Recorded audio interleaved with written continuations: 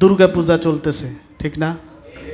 এই দেখবেন রাজনৈতিক নেতারা এই পূজা মণ্ডপে গিয়ে কি সুন্দর বক্তব্য দিবে, ধর্ম যার যার, উৎসব সবার। খালি ভোট পাওয়ার জন্য। কি পাওয়ার জন্য? মানে 2-4টা ভোটের জন্য ইমানটা কয় বাজে বিক্রি করবে দিনের মধ্যে হিসাব নাই। ধর্ম যার যার, উৎসব সবার, এই কথা কোনো মুসলমান বলতে পারে না। এটা বিশ্বাস করা কুফর। এটা যে বিশ্বাস করবে তার ইমান থাকবে না। এখন আপনার নেতা যদি এই বক্তব্য দেয়, আপনি কি মানবেন?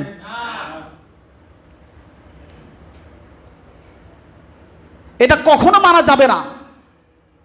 আচ্ছা, ধর্ম যার যার, উৎসব সবার, এটা তো হিন্দুরাও মানে না।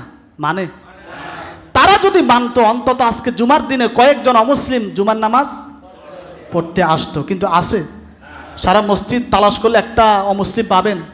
তো তারাই তো মানে না। আমি মুসলমান কিভাবে নির্লজ্জের মতো, বেয়াক্কলের মতো বলি ধর্ম যার যার, উৎসব সবার?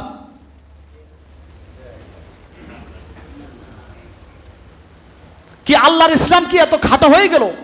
আচ্ছা, যারা আওয়ামী লীগ করে, আওয়ামী লীগের ভাইয়েরা আছে না? আওয়ামী লীগের ভাইয়েরা কখনো বিএনপির অনুষ্ঠানে যায় না? যায়?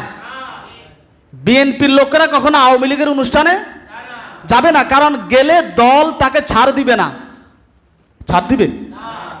তো ইসলাম কি এত ঠুনকো যে কিছুক্ষণ জুমার নামাজ পড়লেন, কিছুক্ষণ দুর্গা পূজায় গিয়ে অংশগ্রহণ করলেন, আল্লাহ কি আপনাকে ছাড় দিবে? দুনিয়ার একটা দল যদি আপনাকে ছাড় না দেয়, আল্লাহ কি ছাড় দিবে? কখনো না। এটা হতেই পারে না। আল্লাহর কাছেও তো আমাকে জবাব দিতে হবে।